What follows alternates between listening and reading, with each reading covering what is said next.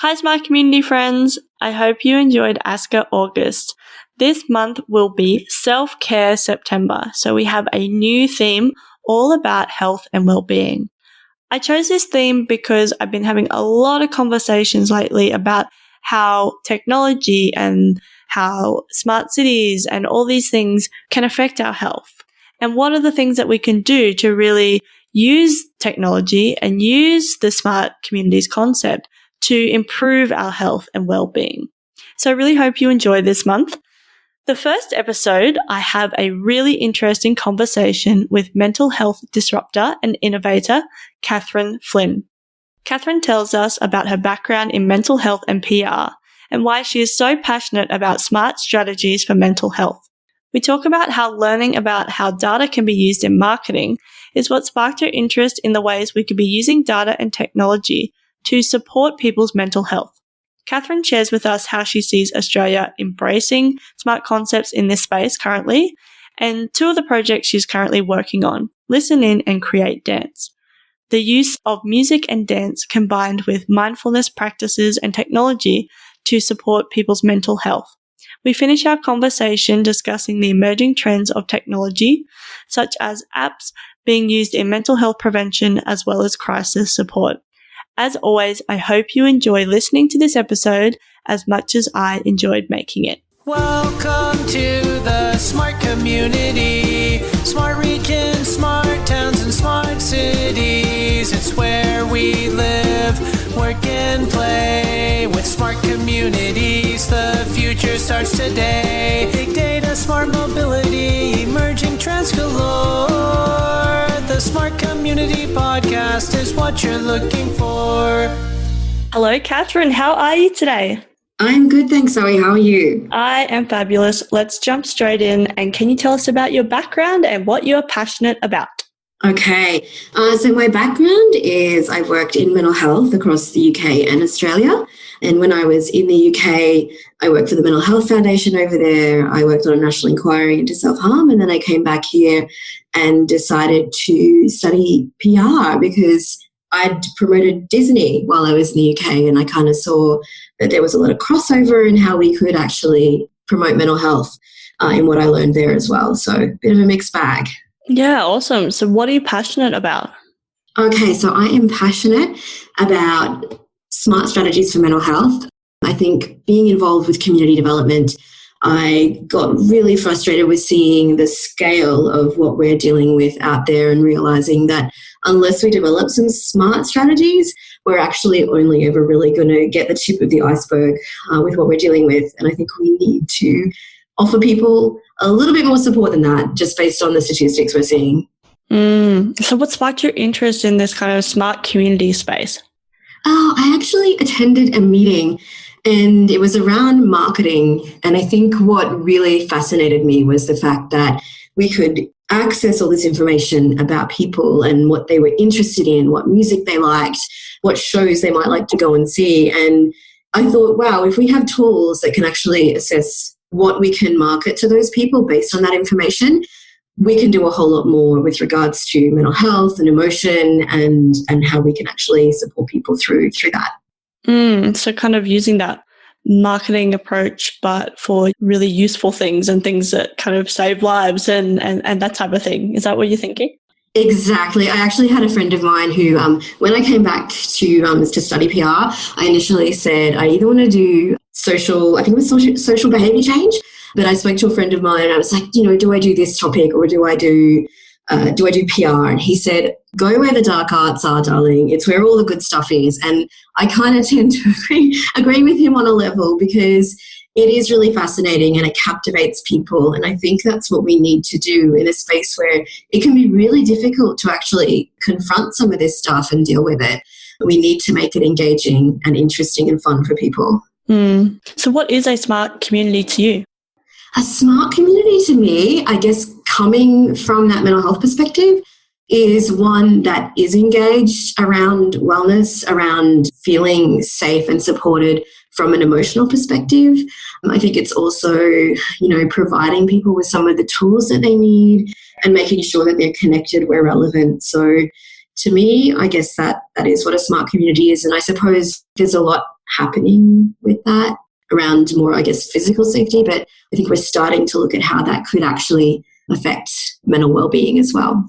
Yeah, I think it's really important. I was just having a conversation yesterday with someone, actually, I was recording a podcast episode about how we really can assess that impact that technology is having. And I don't just mean like social media and things like that, but these other programs that, are being put in place or things that are just happening. How do we actually know what impacts that is having on people's mental health, and positively or negatively? Or some groups it might be positive and other groups it might be quite negative. So actually thinking about those things, it's not to say we, have all the answers, but having a think about those things I think is really, really important.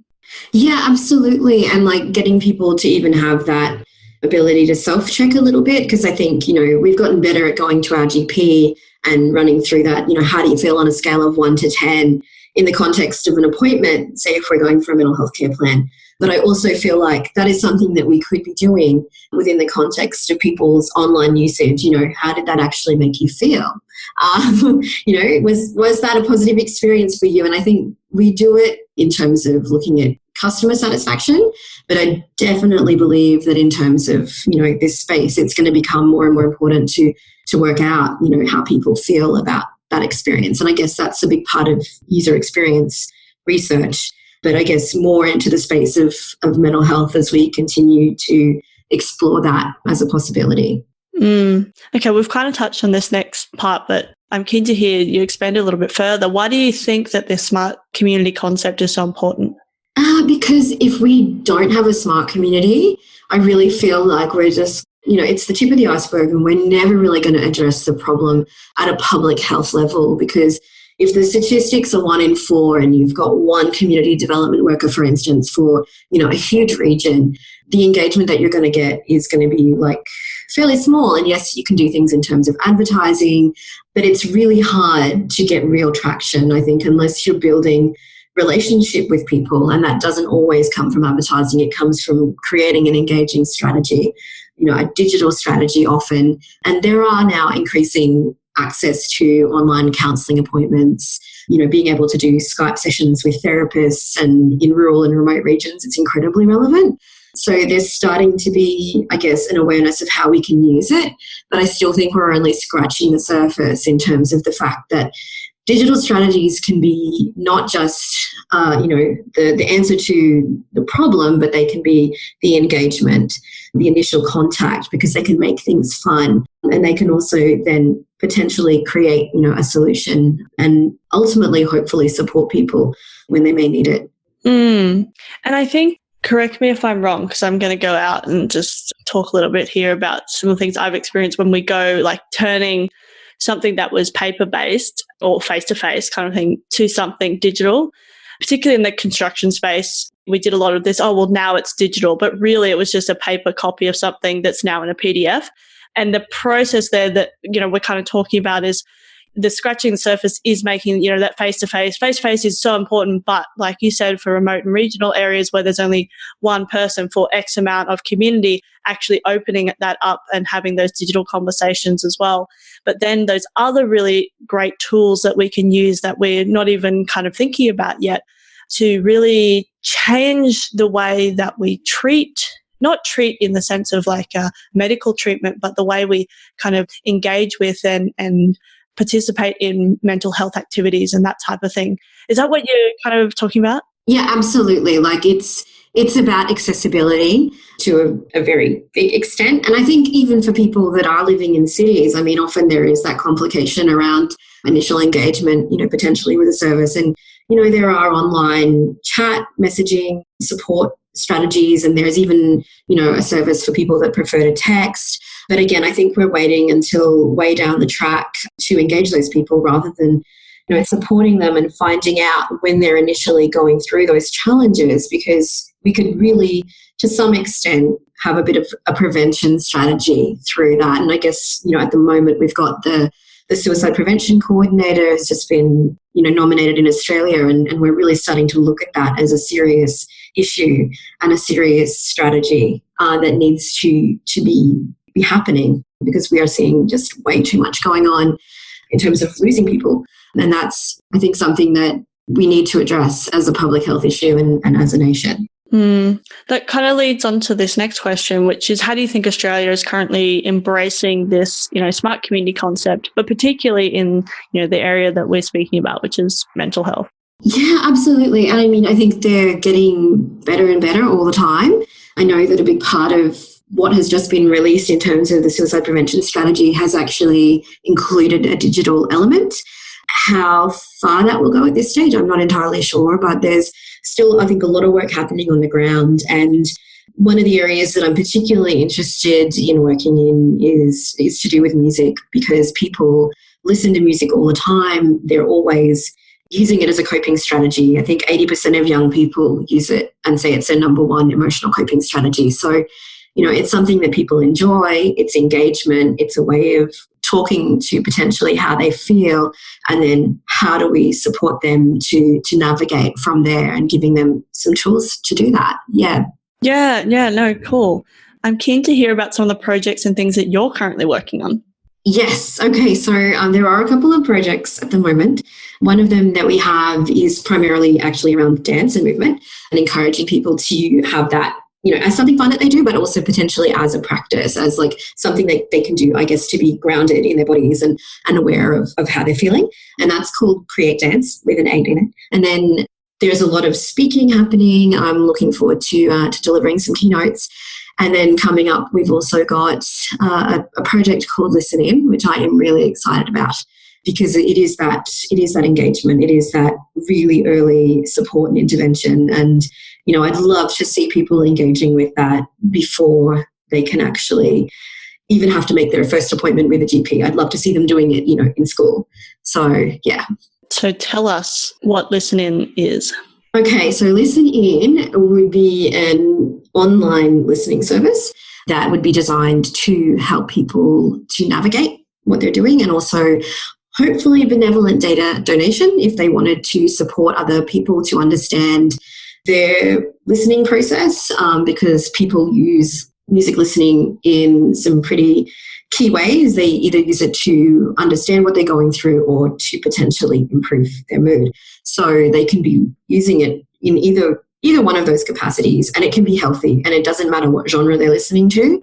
It's actually more about the process of how they're engaging with that, and then how they're responding and learning to do that. There have been some amazing case studies where they've used similar processes inpatient, and it's actually resulted in huge improvements in terms of what's happening within an inpatient environment. And there are also, I guess, cases of external community groups that are using these processes too.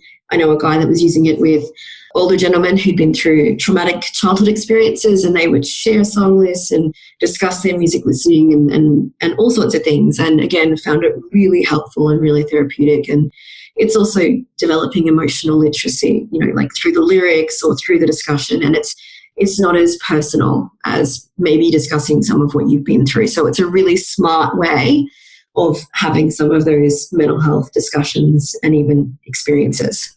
So it's kind of a platform that uses like music as the language to kind of discuss things that are quite hard to discuss otherwise in regular, speak. Yeah, I mean, it can be, but I also feel like it's a positive strategy, and it's a positive way of like developing resilience and increasing, I guess, to some extent, your immunity to stress. Because the reality is that if you are listening to music in a mindful way, you're engaging in a mindfulness practice, and mindfulness practices are so amazingly therapeutic. I mean, I have worked with young people who had brain scans before and after engaging in mindfulness training, and 3 months after they'd engaged in mindfulness training, they actually had restructured their brains so that their fight-flight responses were not unstoppable. Previously, their fight-flight response would start and they literally didn't have the capacity to shut it down. Whereas after 3 months of training in mindfulness, they could do that, and it was really powerful for them. So, I think it's also a matter of giving people the skills to know how to have a practice around that. And music is a really powerful one, because I don't know about you, Zoe, but when I'm listening to my favorite song, I am nowhere else. I'm having fun and I am in the moment with my music. Yes, about my practice I practice my karaoke on my drives to and from Brisbane. I think we may have engaged in a rendition of Dancing Queen at some point. Yes. So, okay, cool. And can you explain a little bit further about the Create Dance? And I really want to hear the thinking behind that and, why it's a smart kind of strategy. So can you tell us a little bit more about that? Yeah, I mean, the whole thing is I think it's increasingly difficult to get to a dance class sometimes. And what we really wanted to create was something that people could access in their homes, again, improving that accessibility, but also creating that element which is consistent with what we're doing of mindfulness. So we really wanted to have, a strategy that people can engage with, that is fun. And I mean, it's like a lot of online programs, this particular one. It's there for you to use and you can access the classes. And ultimately what we want to do is give people, wherever they are, the ability to engage in dance and also capacity build to some extent with them around how they're, I guess, if they are a dancer, how they might want to put that out there digitally.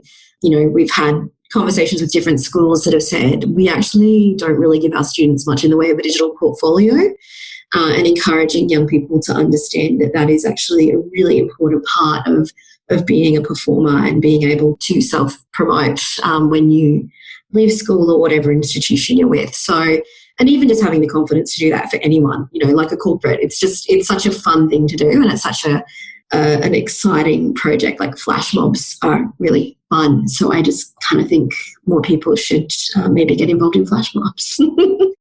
It's a real community building thing, right?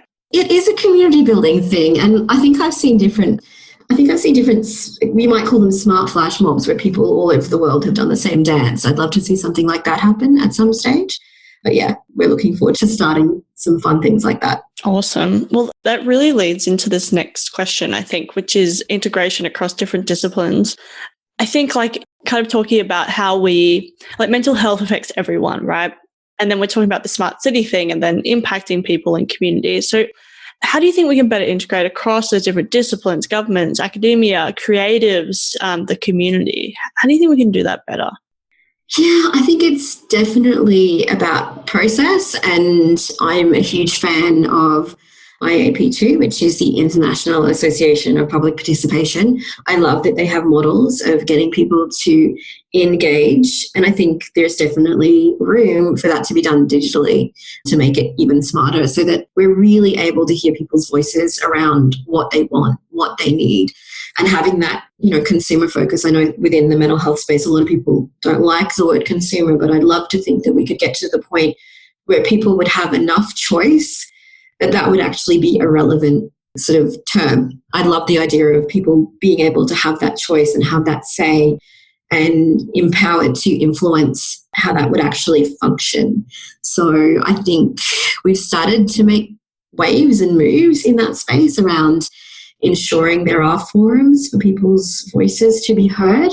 But I definitely think digital has a huge amount that it could contribute to making that space more and more equitable and accessible and fair and amazing. So what are the emerging trends that people aren't talking about enough, do you think?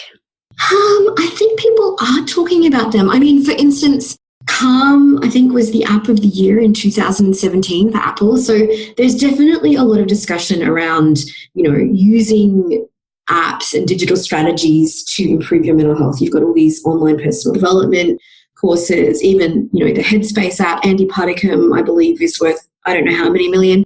But, it's obviously big if we're getting these, key players emerging and being in this space and talking about it. I mean, Andy Puddicombe is in Vogue.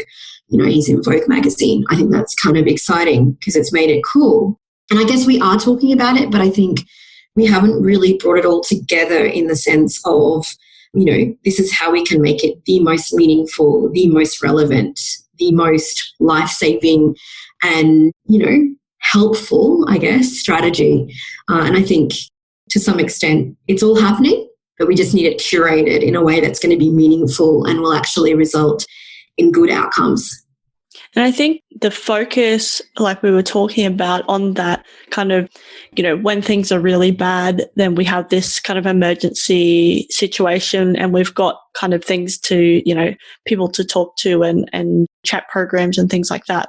But I think what we're not talking about enough, which is starting, like you were saying, is that preventative and how important or how much difference that can actually make when you build people's internal tools for resilience and that fight or flight or freeze response.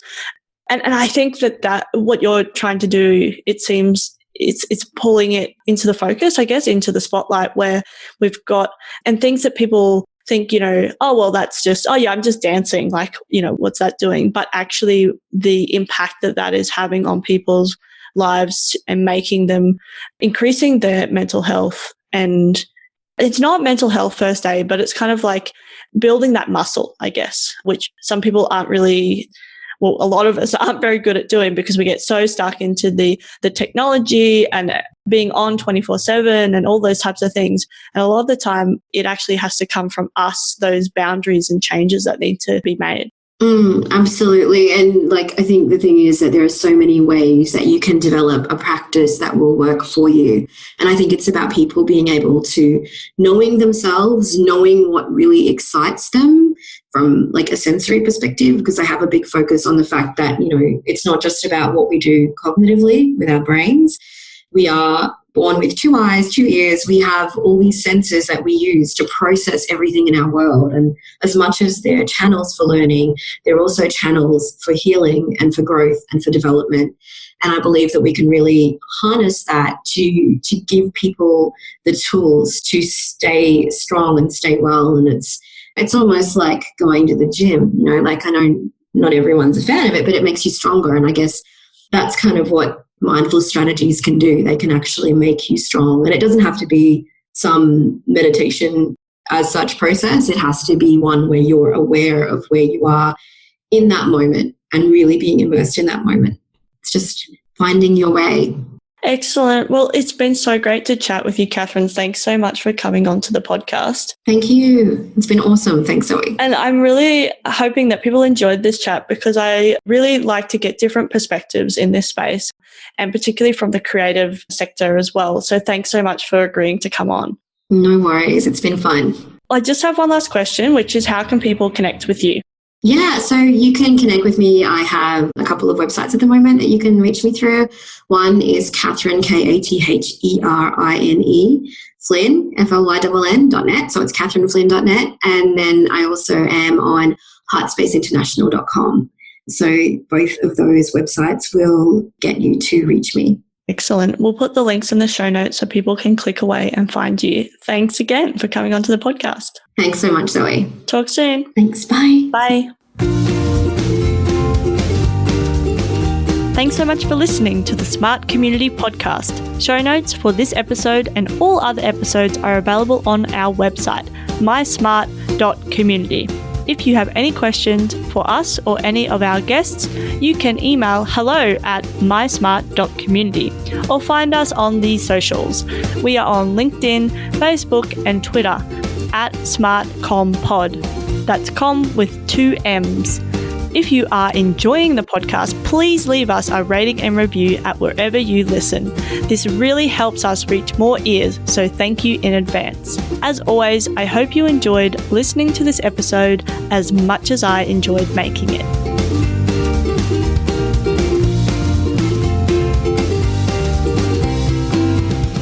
The Smart Community Podcast is what you're looking for.